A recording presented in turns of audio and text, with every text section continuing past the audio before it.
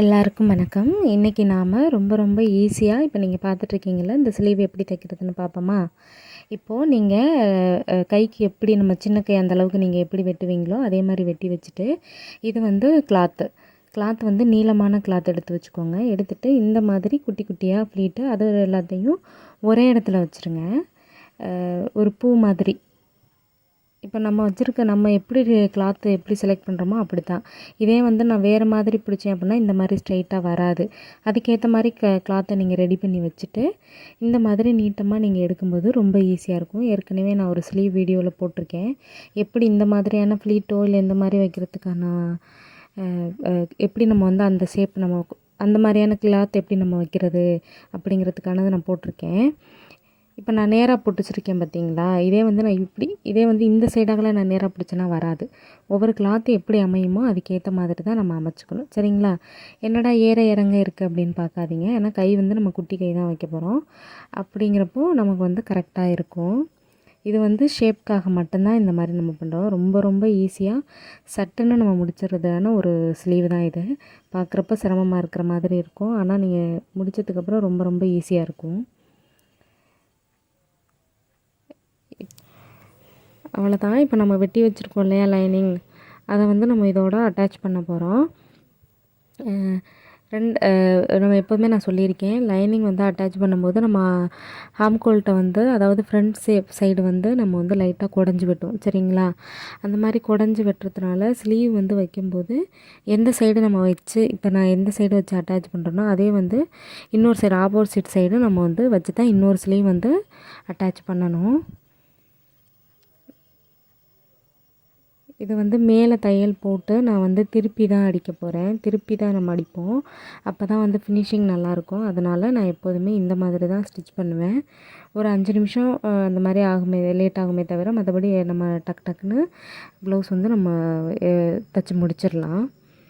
இது ரொம்ப ஈஸியானது. நார்மல் ஸ்லீவை விட அதாவது நார்மல் ஸ்லீவ் வைக்கிறத விட ஒரு மிஞ்சி போனால் ஒரு 5 நிமிஷம் 3 நிமிஷம் அவ்வளோதான் ஆகும். ரொம்ப ஈஸியாக நம்ம தைச்சிடலாம்.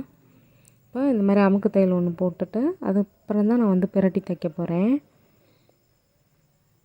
ஸ்கிப் பண்ணாமல் நீங்கள் ஃபுல்லாக பார்த்தீங்க அப்படின்னா உங்களுக்கு அது புரியும். ஏன்னா நான் சொல்கிறத விட நீங்கள் அதை பார்க்குறப்போ நீங்கள் நல்லா உங்களுக்கு புரியும். சேர்த்து வச்சு நான் சொல்கிறத அதை தைக்கிறதையும் நீங்கள் சேர்த்து பார்த்தீங்கன்னா இன்னும் நல்லாவே உங்களுக்கு புரியும். டப்புன்னு ஓட்டி விட்டிங்கன்னா அது வந்து சரியாக தெரியாது. ஏன்னா இடையில நான் என்னென்ன சின்ன டெக்னிக் தான் நம்மளை வந்து ஃபினிஷ் வந்து நீட்டாக எடுத்து காட்டும். அதனால் அதை நல்லா கவனிச்சுக்கோங்க.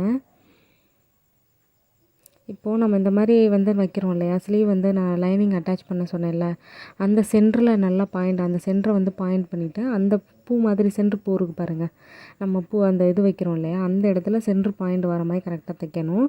அதே மாதிரி இந்த இடத்துல நம்ம வந்து சென்டரில் ஒரு டாட் போட்டிருப்போம். அதுவும் வந்து நான் கை வச்சு அந்த 2 ஜாயின் பண்ண பார்த்தீங்களா, இங்கிட்ட அங்கிட்ட எடுத்து தானே வைக்கிறோம், அந்த இடத்துல கரெக்டாக வர மாதிரி வைக்கணும். அப்போ தான் நீட்டாக இருக்கும். இப்போ வந்து ஒரு ஸ்லீவ் வந்து நம்ம முடிச்சிட்டோம். இன்னொரு ஸ்லீவும் இதே மாதிரி தான்.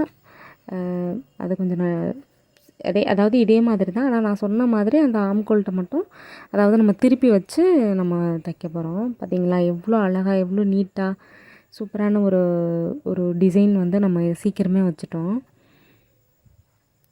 இப்போது இதே வந்து ஆப்போசிட் சைடு நான் சொன்னேன் இல்லையா, ஏன்னா ஃப்ளவர் வந்து நம்ம இதே மாதிரி தான் வைக்க போகிறோம். எப்படி நான் ஃபஸ்ட்டு காமிச்சேனோ அதே மாதிரி தான் நம்ம வச்சுருக்கோம். நான் சொன்னது அந்த கை மட்டும் நம்ம திருப்பி வைப்போம். அது மாதிரி வச்சுட்டு அதே மாதிரி அமுக்கு தையல் ஒன்று போட்டுட்டு நம்ம திருப்பிக்க போகிறோம். ரொம்ப ஈஸியாக இருக்கும். மிஞ்சி போனால் ஒரு 10 நிமிஷத்துலேயே இதனால் நம்ம முடிச்சிடலாம். அதாவது எம்டி ப்ளவுஸாக இருக்கும், வேறு கலர் இருக்காது, ஆனால் டிசைன் வைங்க அப்படிம்பாங்க. லேஸே எல்லாத்துக்கும் நம்ம வைக்கிறது வந்து அதுவும் சொல்லிடுவாங்க, லேஸ் வேண்டாம், உங்களால் முடிஞ்ச அளவு வேறு மாதிரி தைங்கன்னு சொல்லிடுவாங்க, மாடல் அனுப்ப மாட்டாங்க. அந்த மாதிரி இருக்கிறப்போ நம்ம இந்த மாதிரி தைச்சி கொடுக்குறப்போ அவங்களுக்கே வந்து ஒரு இது இருக்கும். சில பேர் வந்து பஃப் போட மாட்டாங்க இல்லையா, ரொம்ப பஃப்னு இருந்தால் கொஞ்சம் ஏஜ்டாக இருக்கிறவங்கெல்லாம் போட மாட்டாங்க. ஆனால் இந்த மாதிரி இருந்தால் அது கொஞ்சம் நீட்டாக இருக்கும், கண்டிப்பாக போடுவாங்க. இப்போது அதே மாதிரி தான் நம்ம ஃபஸ்ட்டு ஸ்லீவ் எப்படி தைச்சோமோ அதே மாதிரி நம்ம முடிச்சுக்கிறணும். லைனிங்கோடு அட்டாச் பண்ணிக்கோங்க. நான் சொன்ன மாதிரி அந்த சென்ட்ரு டாட் போட்டிருக்கோம்ல, அந்த சென்ட்ரு டாட்டும் நம்ம அந்த கிளாத்தோடு நம்ம வைக்கிறதும் கரெக்டாக பார்த்துக்கணும். அது மட்டும் நீங்கள் பார்த்து கரெக்ட் பண்ணி அடிச்சிட்டிங்கன்னா ஃபினிஷிங் வந்து வேறு லெவலில் வந்துடும். பிகினர்ஸாக இருந்தால் கூட கண்டிப்பாக இது தைக்கலாம். இது எல்லாருக்குமே ஈஸியாக வரக்கூடிய ஒரு ரொம்ப ரொம்ப சிம்பிளான ஒரு டிசைன் தான்.